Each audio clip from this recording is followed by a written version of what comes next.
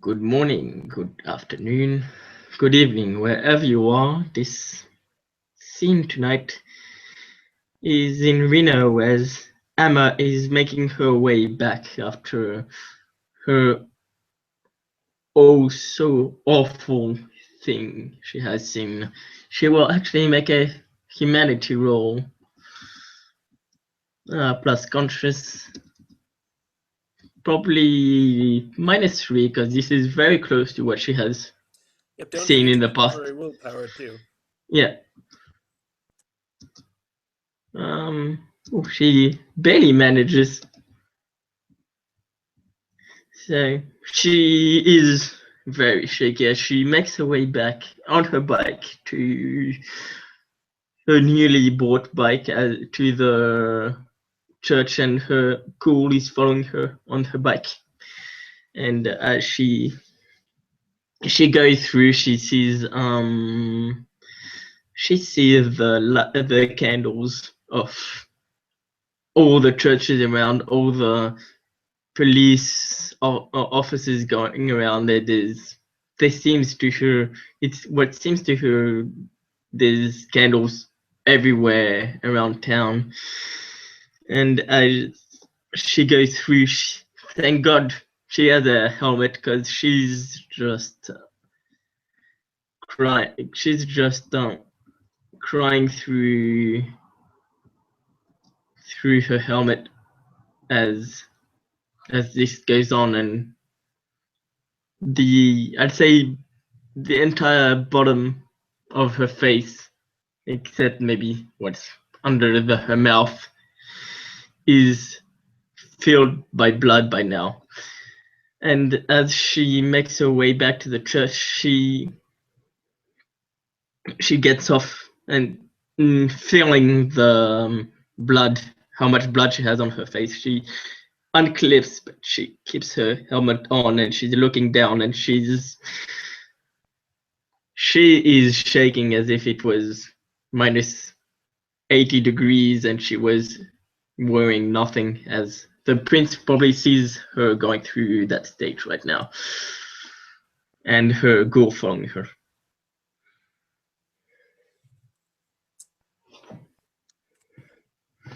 As the prince sees the lone bicycle ducking and weaving on sidewalk, on road, in alleys, through the Church of St. Augustine Square, St.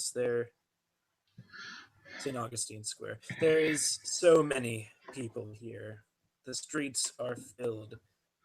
Sound of singing can be heard. Solemn song. A song of hope, a song of peace, and an undercurrent, a sound, a song of fear. Something is wrong. The people know, but yet a great weight has lifted from the city. There are whispers beginning to spread, whispers about a fire. Even now, it does not help that the night is cut by the flashing lights of fire trucks speeding along, taking alternate routes because the people have all come out to become a part of this candlelight vigil. A vigil for those who had died to senseless violence, for those whose lives were cut short, who left family behind, who lived good lives that unfortunately had to come to an end. And as the prince sees his fellow magister, he knows that it is done. He turns to his ghoul, Father Marcus Escalar, and whispers something to him. He bows and heads. From Emma's pocket, her phone will begin to ring. Emma will look. She'll likely raise her vizier, but she won't, because she knows how much she can feel, how much she's been crying, and she'll just slightly yeah, lift her vizier so that she can see what the message says. The message is basically saying, go around the back of the church. Emma won't answer. She'll just, in this very slow, she'll just close her phone and make her way to the back, around.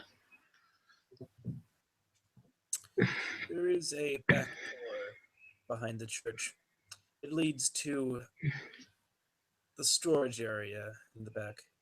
It's used mostly when trucks come to unload items for the church, whether it be food, whether it be utilities, whatever it is. The door will be open and the ghoul will be hurrying outside, looking around, making sure that they are unspotted. He'll hurriedly gesture to Miss Bellafleur to come inside.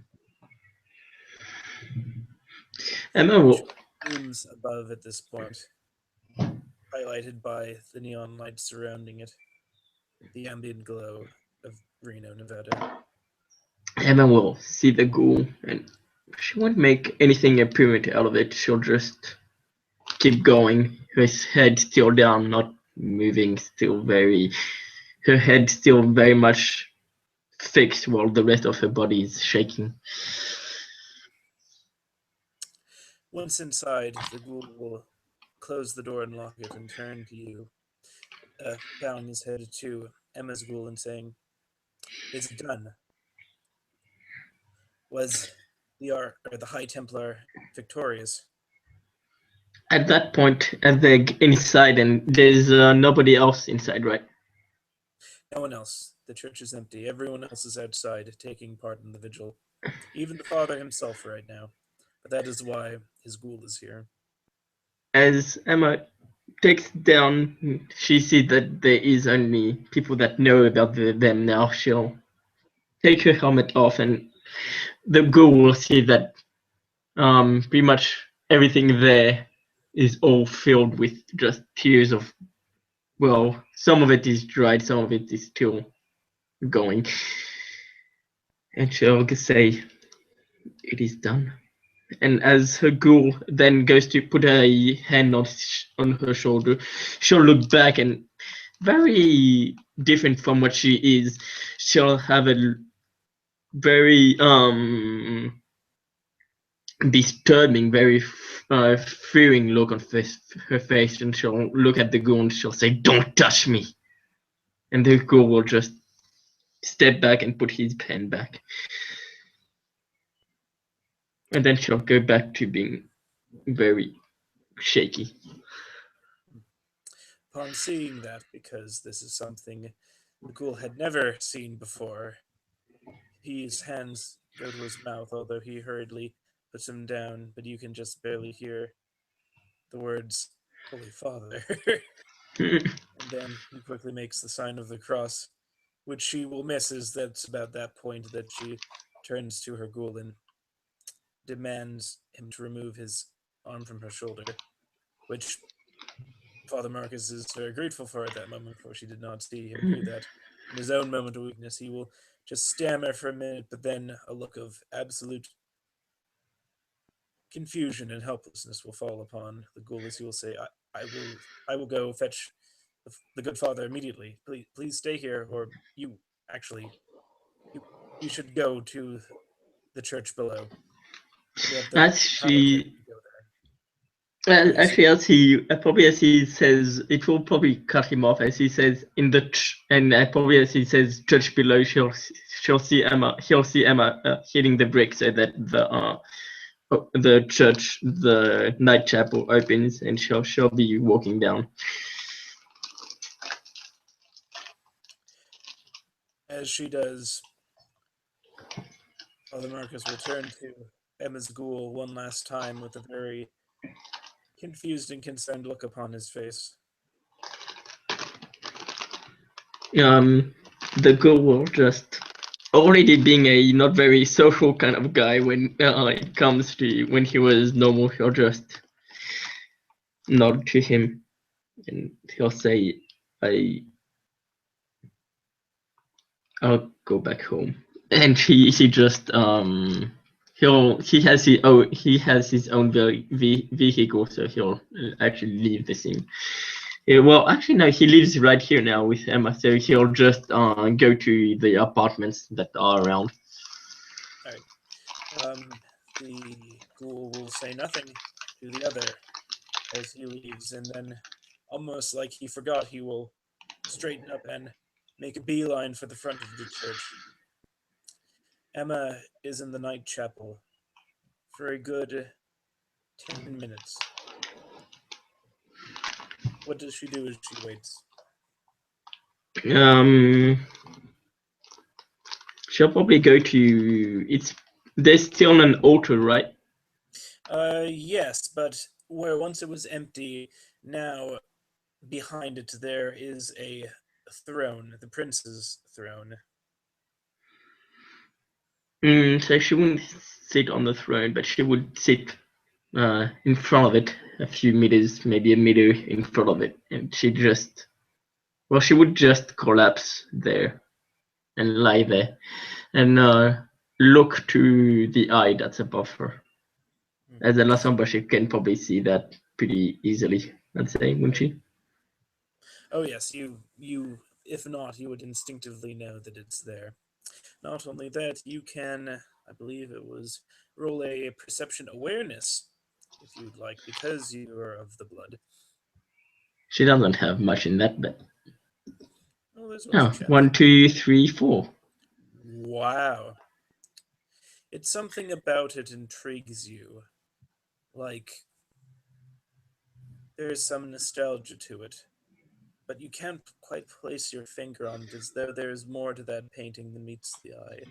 A grand mural of blackness, but nonetheless in the shape of a great glaring eye, always open and always watching, indifferent, impassive.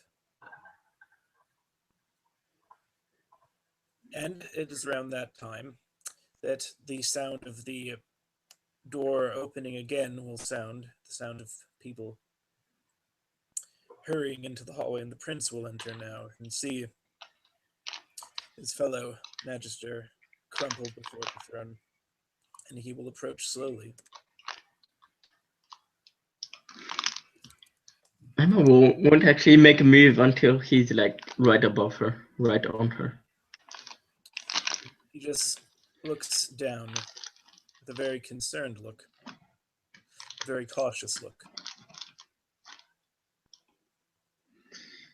And as she sees the father, she'll look at him and she'll say, it follows me, father. Wherever I go, suffering, death, and she'll say, and fire. It all follows me. As the prince will bend down, hold out a hand. She'll slowly, her hand shaking, she'll grab his hand. And he will gently lift you up. And as she gets up, she goes, it's been taken care of. Angelica, and as she says Angelica, she'll be quiet for a moment. She'll say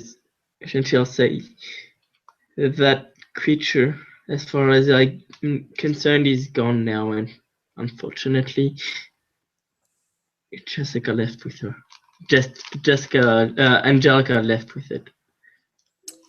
As The for prince is currently leading Emma down off of the altar area where the throne is to one of the pews, and he will just sort of gesture for her to sit as he will sit next to her and just listen. and she'll say, as for Mr. Graves, he walked right into the desert. I hope both for him and for Angelica that by the time that the sun rises, they will be together.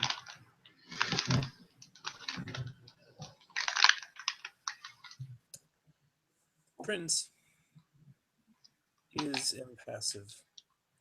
You're familiar with that look now, though. It is the look of a prince, listening to the events, hiding how he feels. He will say, that is not fully what was supposed to happen. And I will need to explain to the coalition now of why Dietrich left. But he did keep his word, if not to the letter, in spirit. And in that, he was able to find redemption after all. And I am sorry that tonight had to be met with the death of another one of the kind. This was supposed to be an evening peace, where the city came together and hoped for a better future. But if the creature is truly gone, then at least that hope may still be realized. Tell me Shall I say why. yes? Continue. No, actually, well, if you keep going on, if the prince keeps on talking, she'll wait. Say, tell me what happened fully. Every detail that you can. She'll breathe in, breathe out, and she'll say, "We got to the church with Calliope after, because well, first we had gotten to the where we thought where Angelica and the spirit were, and we managed to get her back." And she'll think and she'll say, from what my ghoul and what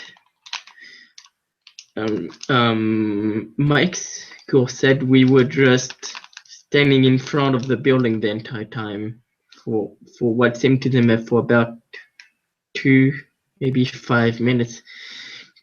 For us, we had gone through the entire first floor and then gone to the basement. It seemed that creature can create countless amounts of illusions. And she'll smile, kind of a very weak smile. She goes, if there is damage to one of the statues in that building, it's because of me. In our illusions, the statue had grabbed a hold of my dear Calliope, and I did what I had to do to make it lay off her. Guys, and however, in our imagination, we still managed to get Angelica back. We saw her in the basement, but as I said, our ghoul said we were just standing in front of the building for a while, not moving, and then she just appeared. Angelica just appeared out of nowhere. This is when we got her. We put her in the back of my ghoul's car and we went straight to the church, where we were told by both Kindred and hunters that the hunters would be waiting. The Parish of Our Lady in the Snow, the church that was built atop the former parish of St. Paul. Shall say yes. When we got there, we put Calliope down. We put Angelica down on one of the piers, and we were waiting for Graves when Angelica got back to conscience, but her demon was along with it. For a while, she snapped in and out as Calliope managed to talk her back out. she told us to get out, but she was a friend to me. She was a friend to Calliope too. We refused to run away, and so did the hunters. By that time, Angelica or the creature, they are both one and the same. They were both one and the same. They was floating in the middle of in midair at the center of the church. There seemed to be a conflict between Angelica and the creature and that godforsaken demon, and she'll start to cry again. She'll say it made creatures come out. Creatures very similar to what we can do. They seem to be shadows coming out of the bricks of the church. We managed to fight them off for a while until look, and it will be it will have secret. It will be have healed by now a bit, but because it was still the night, she'll see a big he'll see, because that was a whole lot of success on that damage roll. He'll just see a wound that's just cut through her entire gut, and she'll pull her up a bit, and from what all he can see, there's just this big scar running through the entire stomach nearly, and she'll say, till one of the 12, they got me bad. That's when Calliope managed to she managed to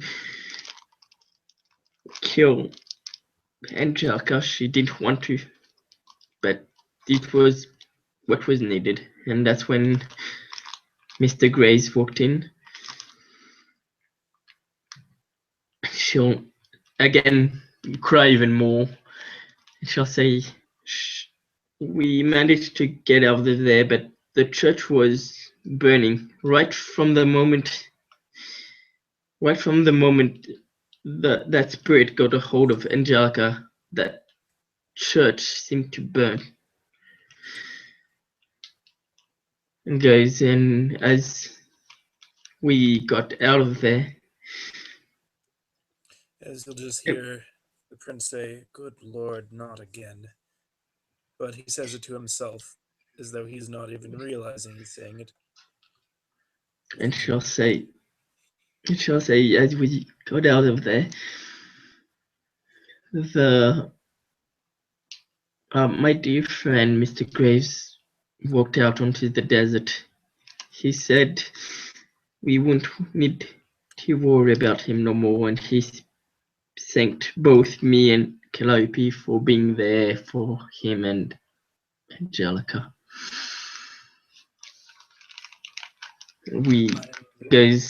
I shall say I stayed back for a few seconds, but then I left, and Calliope had left as I was saying goodbye to Mr. Graves.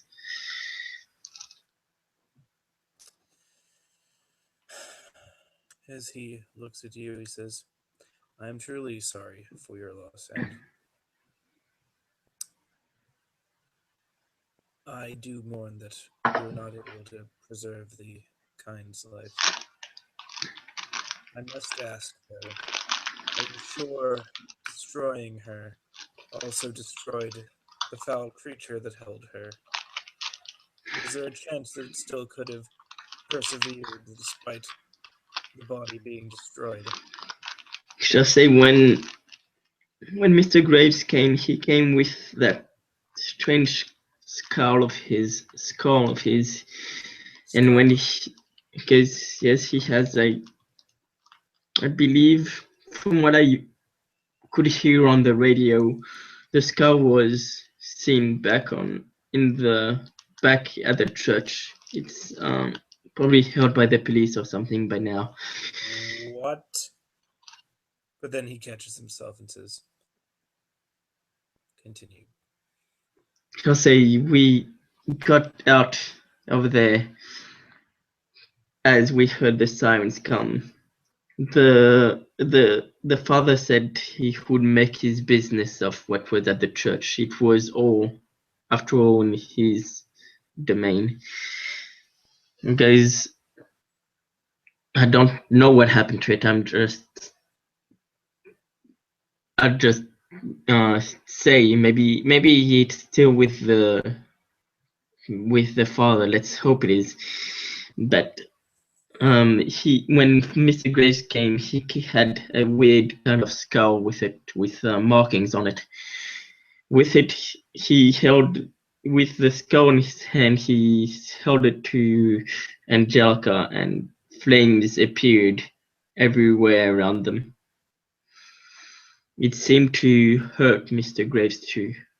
Mr. Graves was burnt. His entire face, his entire body was burnt. It seemed he was barely alive by the time his ritual, if you would, was over. He told us that there was nothing to worry about anymore. I believe in his word. He was foolish before, but and she looked to the prince and goes, the foolish things he had done was because of the consumption of alcohol. He seemed to be sober by then. He seemed to be, and she'll smile and she'll say, he seemed to be the Mr. Graves he seemed to be the Mr. Graves I had hoped to be a friend.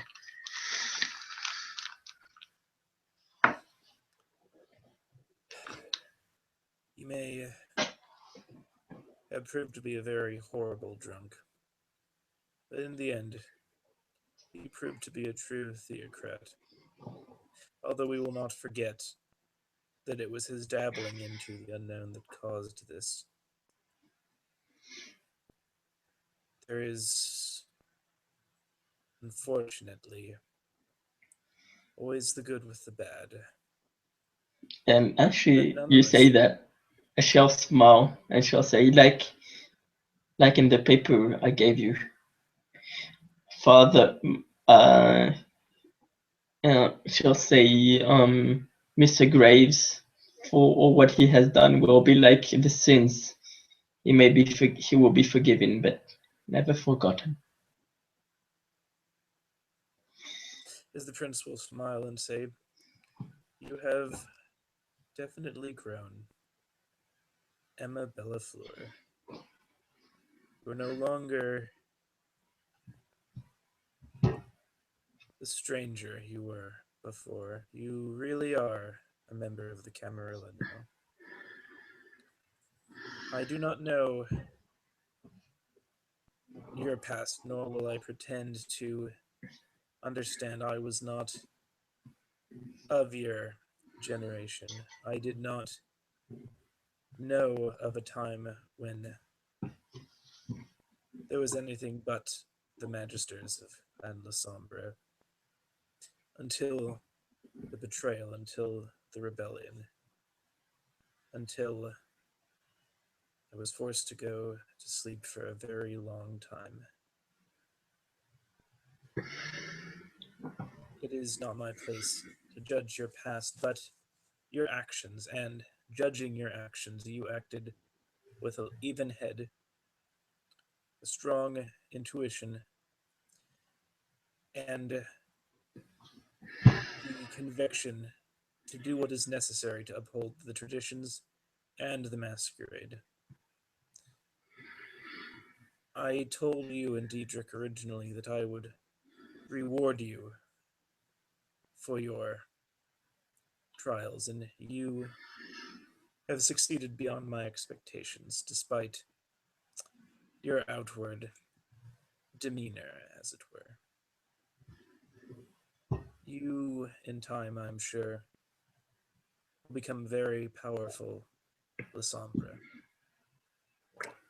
But that is a talk for another time.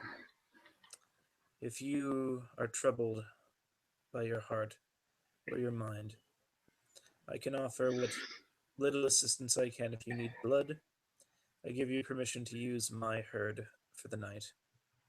They are gathered amongst the candlelight vigil. All I need do is ask Marcus to go fetch one. They're always willing to give so that their sins may be forgiven for a time. She'll say, as well. The prince will probably say, notice this. She actually looks like because she normally has blush of health, but she's down to 3 blood right now. She's probably looking like a normal vampire, maybe even a bit paler. And she'll say, "Yes, I am hungry." With that, he will head towards the exit. He'll simply open the door and snap and say, Marcus, fetch one of the petitioners. With that, his ghoul standing at the ready will bow and then run up the stairs. A few minutes later, the prince will bring Emma up to the chapel. This very lanky looking individual will be following Father Marcus. He sort of has a glazed over look in his eyes. The father will gesture and say, be sure not to kill him. Emma will approach, and she'll probably take. It's still the same rules as V20. It's 3. At 3 blood, they need to go to hospital. Any more Yes, I than 2. believe so. Well, she'll take 2 blood, and then because otherwise he has to go to hospital, and she doesn't want that. She'll take 2 blood, and then she can take some. From rules, she can take 3 blood out of her ghoul. She'll do that as she goes back to her later, as she goes back to her apartment but for now she is at 5 blood, so she's no longer hungry, but she's still kind of somewhat low on blood. The prince will smile and say, if you need more, just ask. This man will come to, returned to the crowd outside after having a very spiritual moment amidst the candlelight vigil. No one will practically notice that he was gone, even himself. That is because we are good shepherds, Emma Bellafleur. We ensure the flock remains safe, remains happy, and retains their connection to God. And in exchange, they give us life, they give us purpose, and give us protection. It is a symbiotic relationship, as it should be. We'll just smile. You are She'll still say, troubled. I can tell that. yes, this whole thing brought bad memories from the past. And she'll look at the window. Well, if there are windows, probably aren't Oh, there are. windows. You're now like in Okay. the church Yeah. proper. Oh yeah, that's right. She'll look at the windows, probably the ones facing the actually new part where the new apartments are, and she'll say, "I'll just need to sleep upon it." Like I said, I will not claim to know what you underwent. But we are both La Sombra. Let me tell you this. Our clan is most defined by its actions, more so than any other. The Ventru have to achieve. The Toreador have to be loved. The brew shall have to be challenged, and so on and so forth. I'm not going to trouble you with the full speech. But we need to strive. It doesn't matter what it is, truly. If you want to be the greatest dancer the city has ever seen, then nothing anyone says should stop you from achieving your goal. For it is whether you achieve your goal or not, or the story along the way that will give weight to your name and your legacy. Emma will just nod at that, and as she makes her way back, her shadow is following her, but as she is remaining pretty unnaturally, her body is unnaturally non-moving. Well, she's is walking forward, but the rest of her body is unnaturally still, while her shadow is actually moving all around the place, tearing out its hair and screaming. It seems to be screaming out of everything, but because it's a shadow, it makes no noise. As Emma puts her hand the handle of the door, she'll look back at the shadow and she'll just go shh, and the shadow will just stop and go back to being a normal shadow. And she'll just, as that goes, she'll just open the door and she'll go back to her domain, to her apartment. The prince is now alone in the church of St. Augustine. He will look up at the stained glass windows that adorn the place. He will close his eyes, and he will think to himself, this trouble is finally over. And then he'll open his eyes again. But the fires never leave. Never. With that, our scene draws to a close. Thank you for watching. Have a pleasant evening.